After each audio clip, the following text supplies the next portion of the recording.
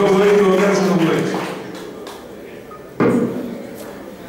Κύριε Σεβαστέ, κύριος μου Παρασκευόπουλος, το λέω για όλους, εδώ να αποφύγουμε την ανάπτυξη του προγραμματός. Ναι, θα το έβαζα και εγώ και Τάκη, έχεις απόλυτο δίκιο, επειδή είμαστε πολύ λίγες μέρες με τις εκλογές. Δεν είναι δόκιμο και δεν είναι και σωστό να δημιουργούμε μια αντιπαράθεση σε επίπεδο προγραμμάτων. Νομίζω οφείλω σε σεβαστός και τον ευχαριστούμε πάρα πολύ για την πρόσκληση που μας έκανε ως Δημοτική Κίνηση Μαζίνα για την ανατροπή. Έκανε κάτι πάρα πολύ σωστό και κάτι που νομίζω ότι έπρεπε να γίνεται εδώ και πάρα πολλά χρόνια. Επειδή όλοι είμαστε παιδιά αυτής της συνοικίας, αυτής της πόλης, και μετά τις εκλογές πάλι εδώ θα είμαστε με την ευκαιρία να ευχηθώ καλή επιτυχία σε όλους τους συνυποψήφιους μου και αυτούς που είναι εδώ, αλλά και αυτούς που δεν είναι, ας μου επιτρέψει ο σεβαστός, γιατί όλοι εκφράζουν αγωνίες τοπικές και εκφράζουν και ανθρώπους, συνανθρώπους μας, οι πολίτες μας. Και νομίζω ότι έχουν κάθε λόγο να χαίρουν σεβασμό. Έβαλε πολλά ζητήματα ο φίλος του σεβαστός. Νομίζω ότι είναι ζητήματα που μπορούμε να μιλάμε για πάρα πολλές ώρες. Επιγραμματικά δύο πραγματάκια θέλω να πάρω. Νομίζω ότι θα ήταν προτιμότερο αν προκύψουν ζητήματα και αν απευθύνονται συγκεκριμένα σε κάποιον η απάντηση να δίνεται. Να πω το ένα ζήτημα είναι ότι έχουν χαθεί πάρα πολλές ευκαιρίες σε αυτή την πόλη. Έχουν χαθεί πάρα πολλές ευκαιρίες σε αυτή την πόλη από πολύ παλιά, από την εποχή που πρωτοξεκίνησε ο Δήμος να γίνει Δήμος. Από τότε λοιπόν που ήταν η κοινότητα και έγινε Δήμος, χάθηκε η μεγάλη ευκαιρία για το τι πόλη θέλουμε.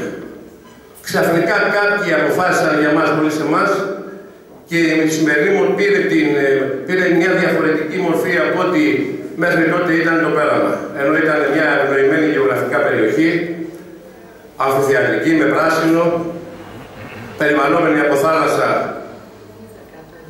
και φτωχική, αλλά θα έλεγα με ανθρώπους, κατοίκους με περηφάνεια. Ξαφνικά λοιπόν επιλέχθηκε ένα μοντέλο εξέλιξης που δεν είχε καμία σχέση μέχρι τότε με αυτό που συνέβαινε. Χάθηκαν στην πορεία και άλλες ευκαιρίες. Στη δεκαετία του 70, ενώ η πόλη θα μπορούσε να είχε ρημοτομηθεί, να είχε γίνει ένας γενικός πολυδομικός σχεδιασμός και μέσα από αυτό να είχαν προκύψει 1.000-1.500 οικόπεδα, στο όνομα λοιπόν των πολιτικών κοπημοτήτων έγινε ένα ξέφραγο αμπέλι. Όποιος ήθελε σπίτι, ερχόταν και καταπατούσε όπως να είναι τις πλαγιές του παράματος, όποιος ήθελε δουλειά, ερχόταν και δούλευε στη ζώνη. Αυτό είναι ανθρώπινο, είναι σωστό. Ο άνθρωπος θέλει δουλειά και σπίτι.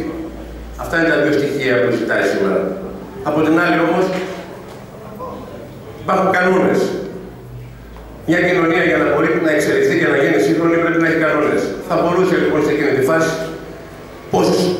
πόσους κατοίκους λοιπόν μπορούσε να φιλοξενήσει σε τέτοιο επίπεδο η πόλη, 100, 200, 500, 1000, τόσους και να γίνει ένας σχεδιασμός, να γίνουν τα έργα υποδομής που χρειάζεται, να διαφυλάξουμε τον περιβάλλοντα χώρο γιατί ήταν χώρος για περιαστικό πράσινο και σήμερα να μιλάμε για μια πιο σύγχρονη πόλη. Και όχι για αυτό το πράγμα που σήμερα αντιμετωπίζει ο καθένας από εμάς στις περιοδίες του.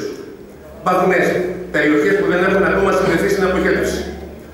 Υπάρχουν περιοχές που η πρόσβαση των ανθρώπων στα σπίτια τους πραγματικά είναι εξωπραγματική. Υπάρχουν μια σειρά προβλημάτων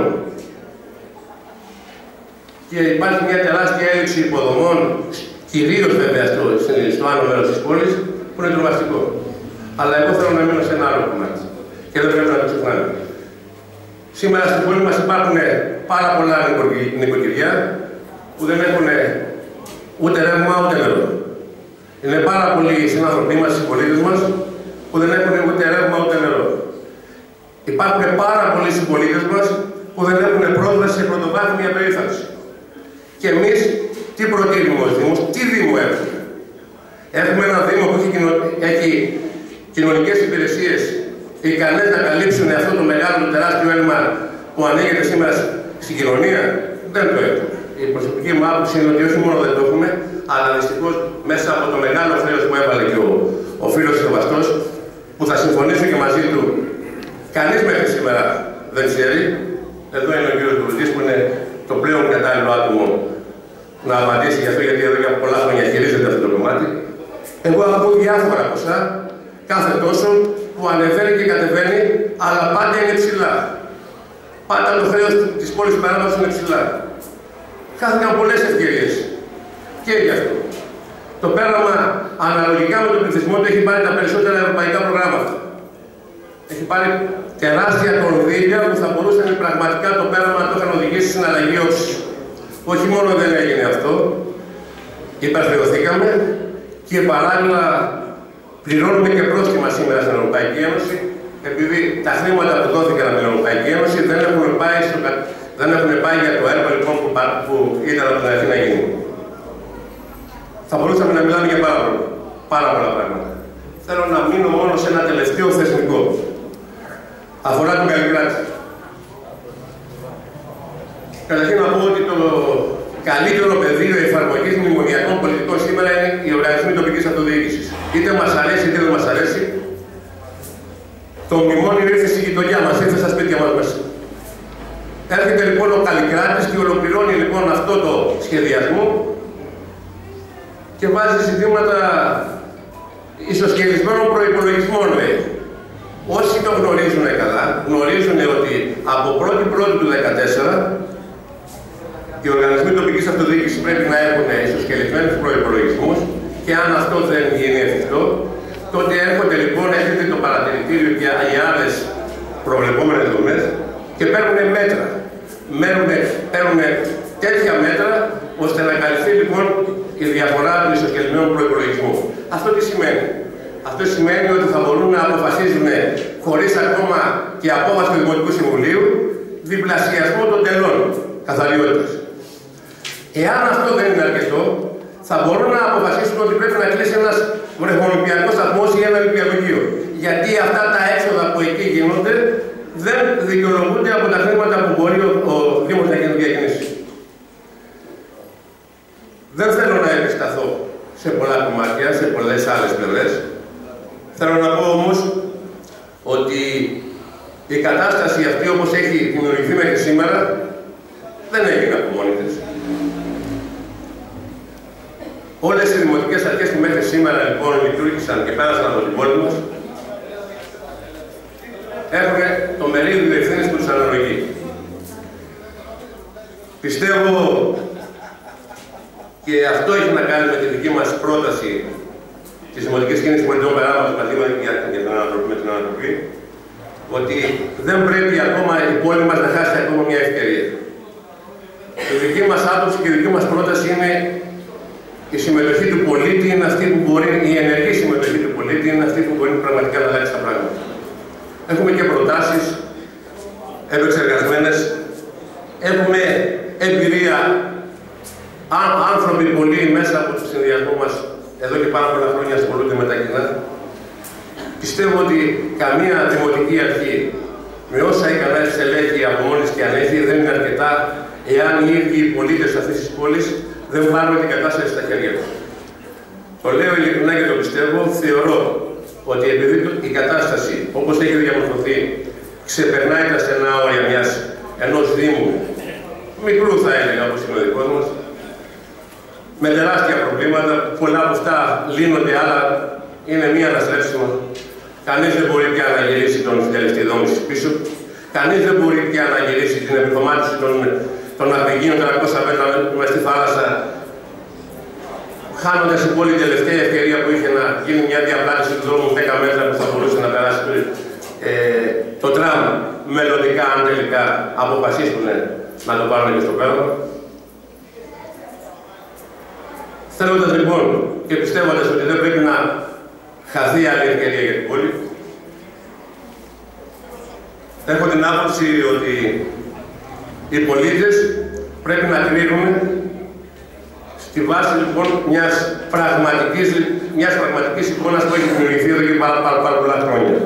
Αυτή είναι για μένα ότι όσοι φταίνε, μιας και το θέμα της σημερινής εκδήλωσης είναι τι φταίει, αλλά δεν είναι μόνο τι φταίει, είναι και τι φταίνε. Όσοι φταίνε λοιπόν για αυτή την κατάσταση που βρίσκεται σήμερα το πέραμα, πρέπει να εισπράξουν και την αντίστοιχη το αντίτιμο που τους αναλογεί. Θεωρώ ότι υπάρχουν δυνάμεις μέσα στην πόλη που μέχρι σήμερα δεν έχουν δώσει δικαιώματα στην κατεύθυνση της συμμετοχής της φοράς της πόλης. Υπάρχουν δυνάμεις μέσα στην πόλη που θεωρούν και πιστεύουν ότι όλοι μαζί μπορούμε πραγματικά να το αλλάξουμε. Δεν θέλω να πλατιάσω, είπα στην αρχή ότι δεν θέλω να μπω σε πολλά ζητήματα, αλλά είναι τόσο μεγάλη η πρόκληση των πραγμάτων που έβαλε ο φίλος του Σεβαστός, που νομίζω ότι είναι δύσκολο κάποιος να το αποφύγει. Να ευχηθώ και πάλι σε όλους καλή επιτυχία τους υποψήφιους, και τους υποψήφιους δημάρχους αλλά και τους υποψήφιους δημοτικούς συμβούλους.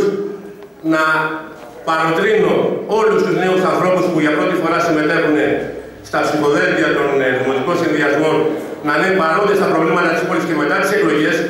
Η πόλη τους έχει ανάγκη όλους. Οι εκλογές δεν είναι ένα σημείο μόνο που την ημέρα των εκλογών λύγει και μετά ο καθένας πάει σπίτι του. Η δύσκολη πλευρά και η δύσκολη δουλειά για την εξέλιξη και την βελτίωση των συνθηκών ζωής μέσα στην πόλη μας βρίσκεται ακριβώς μετά από τις εκλογές. Γι' αυτό καλώ λοιπόν όλους τους υποψήφιους από όπου και αν προέρχονται η ημέρα των εκλογών να μην είναι η τελευταία ημέρα συμμετοχής στα κοινά. Να ευχαριστήσω και πάλι τον Σεβαστό για τη δυνατότητα που μας έδωσε να βρεθούμε εδώ κοντά. Εδώ θα είμαστε, αν υπάρχει ένα ζήτημα ή κάποια ερώτηση που θα χρειαστεί να απαντήσουμε, θα το κάνουμε. Ευχαριστώ πάρα πολύ.